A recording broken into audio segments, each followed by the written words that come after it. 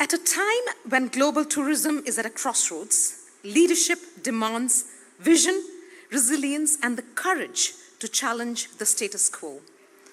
Very few people embody this more than Theoharis, who, as Greece's Minister of Tourism, led one of the world's most effective pandemic recoveries, ensuring local communities, hoteliers, restaurants, and small micro businesses had the support they needed to survive and rebuild. His decisive policies balance public health with economic resilience, making Greece a global model for tourism recovery. His ability to navigate complexity, whether through pioneering digital transformation, championing sustainability, or driving economic resurgence, has cemented his reputation as a leader who delivers results. Now, as a candidate for Secretary General of United Nations Tourism, Harry brings the same unifying global vision that extends beyond borders because he understands that tourism is more than an industry. It is a force for human connection. He's a technocrat, he's non-controversial, he carries an air of quiet confidence, he's seemingly shy, but don't let that fool you, as I learned yesterday, that he's trained in the military and can wield a gun and a pen with equal ease. His calm and cool demeanor often resembles that of a captain steering through turbulent waters with steady hands, ensuring stability and direction in times of uncertainty. Please welcome Harry Theoharis, former Minister of Tourism for Greece.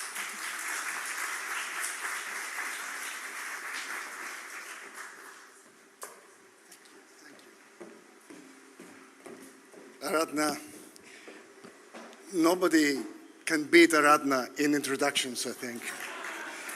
Not even an operation in my hand could stop me just for coming here and listen to your kind words, really. Minister, Your Excellency, my dear friend Ed, thank you very much. Thank you, first of all, for giving me the chance to feel Jamaica in its place, because I felt Jamaica in your stance, in WTM, in Itabe, in Fitur, but it's a different thing. You come here in this island, and immediately the thing that comes to your senses, I think it's spice. Spice in the food, spice in the music, spice in the way that people smile and laugh at you. I think you embody this spirit of openness, kindness, and hospitality, and thank you for allowing me to be one of your guests. Thank you very much. But also thank you for giving me this chance and opportunity to speak at this important third Resilience Conference. Those of us that followed the struggle to establish both the center and the day recognized by UN, and of course this conference, which is now, by now it's a staple of the touristic calendar, and this is only thanks to the stamina and the resilience of Ed Bartlett, who had the vision, but not just the vision, because a vision without the ability to implement is nothing. It's a steering wheel without the gas pedal. Implementation is what makes a leader what they are. And Ed Bartlett is a leader who's very different than many of the ministers of tourism that I've met, in that he's always there to provide his advice to other ministers, and he's always there to showcase the things that Jamaica is doing well and the things that Jamaica is not doing so well, in order to help his colleagues in the different countries. And that is a true ring of a big statesman. Thank you, Ed, for your help over the years. Now, I was thinking, coming here, and what I would say in terms of my opening remarks. What can the experience of a minister that I was a minister during COVID crisis, where tourism was not even allowed, it was an illegal activity. What can I offer in this audience in order to broach the subject of resilience? I think Three things would come to mind, and I would like to offer my thoughts on those three things. What did Greece do so well or not so well? I think you've heard already that Greece managed to deal with the crisis, I would say, better than other countries. We were recognized by WTTC, Gloria Guevara, a good friend, and a fellow candidate for the position of the Secretary General, was there at the time where Greece was awarded the best prize for the COVID recovery. We reached 2019 levels back in 2022, so we have already 2 years of record growth since that, whereas the average tourism country is reached last year the levels of 2019. So we did some things well and some things perhaps not so well, so I will say a few words about that. The second question is, why are there different paces of recovery? Why do countries respond to those crises differently? And the third thing is that, the third question that comes to my mind is that is the global tourism community any more resilient now than it was before COVID struck? Now, in terms of the first question, Greece, first of all, did a multifaceted approach on dealing with the COVID crisis. First of all, we stopped thinking and dealing with the immediate problems of how do we bring tourists back. We focus on our clients, on our people, on the people that choose Greece to come and come again. So all our campaigns during COVID were not about Greece, were not about how lovely Greece is and would like you to come. They were about our friends abroad. So we said them initially, we told them, please stay home, be safe. There will be time for traveling again, but this is not the time. This is the time for safety, this is the time for prudence, this is the time to keep yourself safe, and then we'll have times later on to come again and enjoy life. But now we have to preserve life. And in the second wave of communication with our clients, we really try to give them a taste of Greece from abroad, a digital taste of Greece. So we tried to engage our chefs, to show videos of cooking, Greek cooking, or music with famous Greek singers, etc., etc. So basically, we try to keep the connection in order to ensure that they are supported both physically and psychologically from the point of view of Greece. The second goes straight to the heart of this conference. We use the AI and we use the digital tools in a very, very innovative way in order to be able to target our testing and get more people tested that had higher risk as opposed to doing just random testing. This way, we were able to control our borders. We were able to convince our doctors that it was safe to open our borders. We were able to collaborate across the ministries and ensuring that we accepted people with great safety. This was not just planned on paper, but it was proven in practice, because we were able, for example, to find the positivity rates of different countries 2 days before those positivity rates were publicly available with the numbers that the countries were publishing. If you remember that time, everybody was looking at the data of every day the countries and checking how things are. And of course, the third and most important thing, and I know that this is very important in terms of the vision that Ed has, is that we supported the workers of the tourism community. This is the most important thing. When we supported the enterprises in Greece, we stipulated that they were not allowed to lay people off.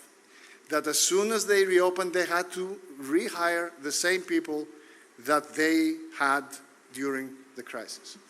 Now, this is not a decision that other countries did. They, for example, the UK made a different decision, Holland as well. But when the time came to restart and reopen the airports, our airports were able to engage personnel immediately, whereas Heathrow or Schiphol or other airports had a great difficulty in hiring people again and finding people to restart their airports. As a result, we had far, far fewer problems with suitcases. You remember the time everybody would lose their suitcase in Heathrow and in Schiphol and in Charles de Gaulle in Paris and whatnot? Well, we did not have the same problems in Greece because we immediately were able to restart with full personnel. So that is, if you like, the lessons that we find from at least the Greek experience. This was all in all positive. Engaging with the stakeholders was another important factor, but at the same time, sometimes we were forced to make quick decisions, act quickly, and surprise our partners, the tour operators, the other international corporations, but it was something that was, I think, to a large extent inevitable. Now, not all the countries follow the same path, and that comes down sometimes to different priorities. In Asia, the skies were much more strict and closed for a much longer period of time. And this is an understandable priority. So this is not just about tourism. When you have a global pandemic like COVID, then of course you have different approaches and different policy decisions and different policy ideologies that drive those decisions. And of course, those priorities will be manifested in the kind of recovery. Now, when the countries make those decisions rationally, that's okay.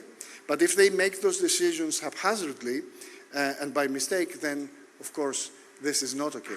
And I think what's unique and what's important is to ensure that centers like your center, Professor Wallace, is there, like you in tourism, are there institutions that can actually assess those policy decisions, assess the good and bad things that Jamaica, that Greece, that other countries have done, Mexico, Argentina, Brazil, Kenya, Nigeria, South Korea or Indonesia.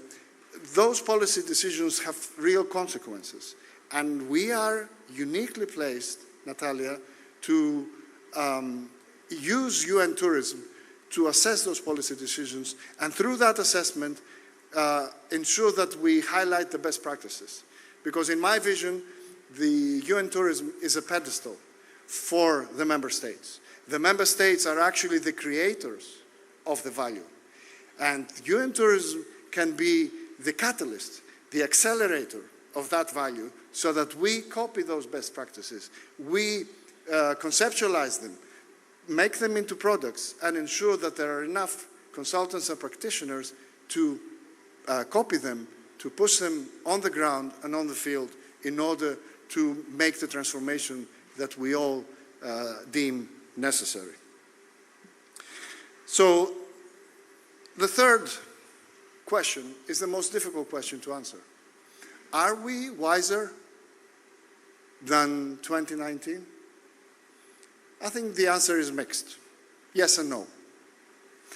I think COVID, for example, accelerated your ideas and the pressure and the need, and gave you arguments to convince everybody that this crisis center is required. And the work that this crisis center in Kenya, for example, what a lovely speech before, and thank you for that. The work that the center does in Africa and how important that is. So we are much better than before. But I'm sure at the same time that we are poised to make similar mistakes should a new crisis arise. And if there's one thing we know for certain, is that new crises will arise more and more often, more and more stronger than before, and with bigger and bigger consequences. As I speak, in my home country in Greece, Santorini is being rattled with earthquakes every day, more than 200 earthquakes. Thank God this is waning now in the past few days, but nobody knows whether this is just a small cycle and it will start again in earnest. I guess this is the price you pay for an island which is a part of a caldera. It's on top of a volcano. And that's part of its beauty and part of the appeal for the tourists, but also it's a part of the problems that we face. In Spain, in Valencia, we had this huge devastation with the floods. And of course the Caribbean is an area where people are used to building the same thing again and again after hurricanes and devastations and problems arise. And I think it's time that we found out what works and what doesn't work. And UN Tourism, as well as the Resilience Center, are huge tools to that end. And finally, we need to not just showcase the pilot projects and give awards and switch off the lights and then go about to our business, but it's time that we take those best practices and we push them out to the world. But in order to do that, thank you, yes, I think but this is not what I'm saying. This is an applause for the work that the Center and UN Tourism can and should do. This is what we should be doing. And in order to do that, we need to find adequate funding. So I think UN Tourism has to work with the multilateral institutions and establish a tourism resilience fund, a fund that will actually allow all the countries to collaborate together and to help each other, because we cannot think about growth without thinking about unity. We cannot think about the positive future without safeguarding ourselves and the countries next to us in the extent that a calamity might come. So this is a job which is difficult to do. It requires a lot of collaboration. And of course, I have submitted myself as a candidate for Greece in order to ensure that UN Tourism will rise up to this task and ensure that we work in the next few years to bring real and meaningful change and meaningful value to its member states, 160 countries around the world that are thirsty for solutions, are thirsty for support. So I humbly tell you that I'm here to work with you, Minister Bartlett, and to work with all the ministers across the member states to ensure that this happens. Thank you very much.